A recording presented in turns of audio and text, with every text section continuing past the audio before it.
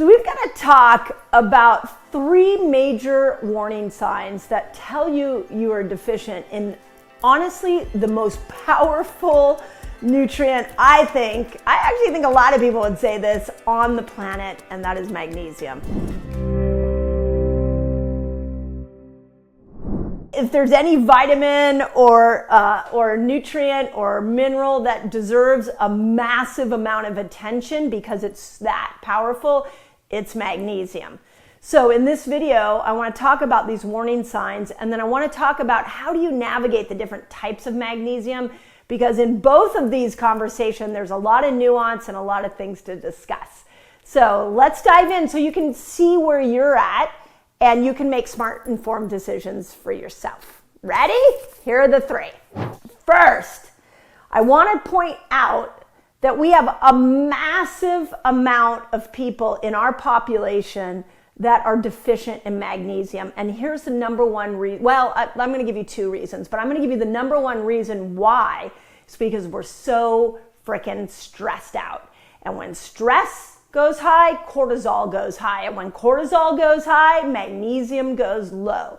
The more stressed you are, the more magnesium your body is using.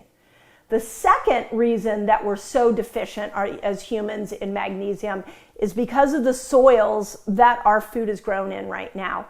They're so depleted, especially here in America, where we're monocropping and we are growing our fruits and vegetables in dead soil as opposed to leaning into regenerative farms that have a more mineral-rich profile, which would give you more magnesium in your foods. So it's really interesting because the soil your food is grown in really will determine the nutrient profile. So with that in mind, there's some scary statistics, like a 2018 study found that 20% of Americans are magnesium deficient. And what I find really fascinating for those of us that have gone through the menopause experience is that they're saying that about 84% of postmenopausal women are deficient in magnesium. That's a lot. So let's talk about the signs, and then we'll talk about what we can do to fix this. So the number 1 sign, and I would put this on a spectrum, is muscle cramps. So calcium and magnesium work in opposition. So calcium helps with contracting muscle. Magnesium helps with relaxing muscle. So it's a little bit like estrogen and progesterone. You know, when estrogen goes high, she makes sure that she keeps progesterone in check, and vice versa. So we have to make sure that our calcium-magnesium balance is in good shape.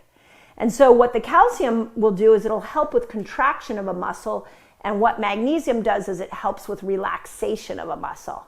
So if we are low in magnesium, now all of a sudden that balance is off, and we're going to get a lot more cramping. It might feel like a Charlie horse. You wake up in the middle of the night. It might be that all of a sudden you're just feeling a lot tighter. Your muscles are feeling a lot tighter, which is, those of us who've been through the menopause process, that's definitely something that has shown up, especially with the decrease in collagen. So make sure that if you're getting regular muscle cramps, I want you to translate that into, sounds like I might need more magnesium. Okay, second explanation or reason or sign that you may be low in magnesium is poor sleep. Now, I know if you're a menopausal woman, you're like, whoa, that's every night for me.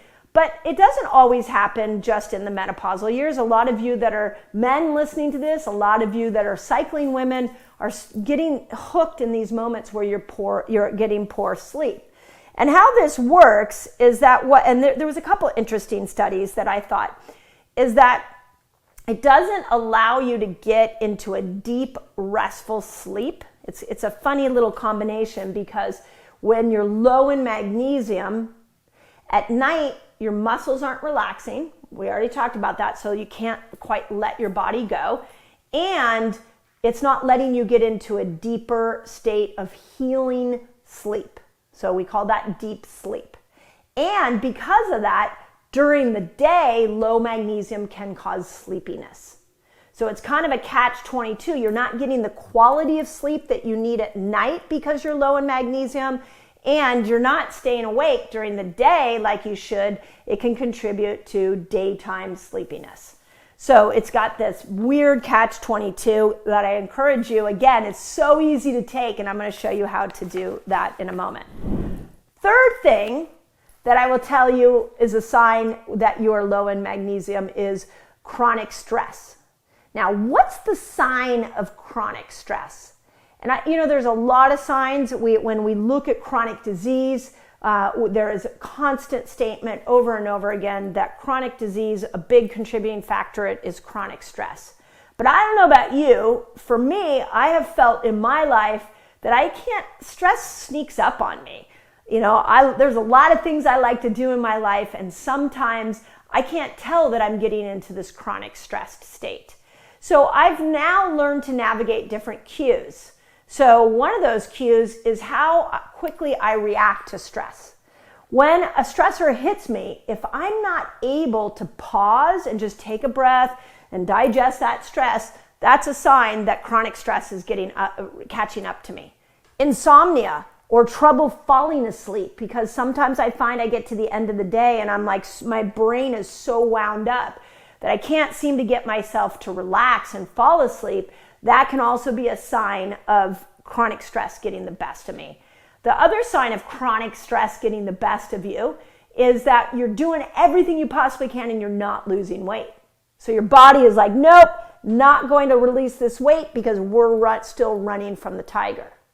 Now, with that in mind, how does magnesium specifically work with chronic stress? And there's a couple of interesting studies. And one of the key ones that I just want to point out is that magnesium has the power to inhibit the cortisol response. So this is massively important because when we're in a stress-saturated world, our body is like always putting out cortisol. Now remember, when cortisol goes high, you become more insulin resistant. When you're more insulin resistant, your sex hormones get thrown off. So when we bring magnesium into the picture, we start to see that it can inhibit the cortisol response and we don't get that cortisol saturation as easily. There was an interesting 2020 paper that I want to bring to your attention where researchers described the vicious circle concept of magnesium and stress. And it goes like this. Basically, stress goes up, magnesium goes down. Magnesium goes down, and then we're more quickly for stress to go up. And then we deplete magnesium more. And then we become easier for stress to grab a hold of us. We have a quicker stress response, and it just creates this loop. So let's fix that. Sound like a plan? So here's what you need to know when you look at the different kinds of magnesium. So first, before I talk about the different kinds, I want to talk about that there's different ways to get magnesium in your body. And I'm a fan of doing all three of these ways. So one way is through supplementation. We'll talk about that in a moment. The other way is through IV. You can check out the Resetter podcast. I'm bringing you an IV specialist who's going to break down all of the different IVs so we can understand that. But anybody who has ever had a magnesium IV will tell you the minute it goes in your body, there's like this relaxation phase. It's like the greatest calming effect. In my IV place, they always call it mother's little helper. I'm like, yeah, because it just calms your down. It's amazing. So you can get it through IV.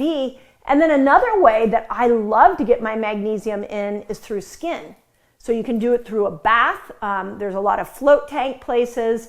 So for me personally, I like to mix those different variations. Do my supplementation, do my IV, do my floats, or take a bath with put a big bag of magnesium salts in there. So I like to cycle and get them all in different ways. Now, as far as the magnesium type, the major, most powerful magnesium is magnesium glycinate. Now, it is the one that is the most effective form of magnesium. It's highly absorbable and it works very quick, but it's very expensive. So a lot of magnesium supplements may not have it in there. I highly recommend you check it. Now that you know it's sort of the all-purpose magnesium, you might ask your IV place if they are doing magnesium glycinate, because it is the most powerful. But there's a couple other that I really like. Magnesium citrate is also really available, but I like it specifically for digestive issues. So those, and it's interesting because if we bring the stress response into the conversation here, remember that when you're in fight or flight, a lot of times the digestive system shuts down. So we got to get you into a relaxed state. Well, I just told you magnesium lowers cortisol. It can help you get into a relaxed state. But it also can relax, specifically if you use magnesium citrate, it can actually really relax your digestive system and make it so that you actually have a daily bowel movement, which is imperative, super important to have that daily bowel movement to get the toxic stuff out of you and the toxic estrogen and everything your body's trying to recycle out of you. So if stress is holding you back from a daily bowel movement, make sure that you're putting in a daily dose of magnesium citrate. You want to know the foods that will support hormones? Guess what? I have them for you already. It's a free giveaway. Just click the link below and I'll send you a list of all the foods that support amazing hormonal health. Last one that I want to talk about is magnesium threonate. And this is the one that really helps with your brain. It specifically can help with dreams.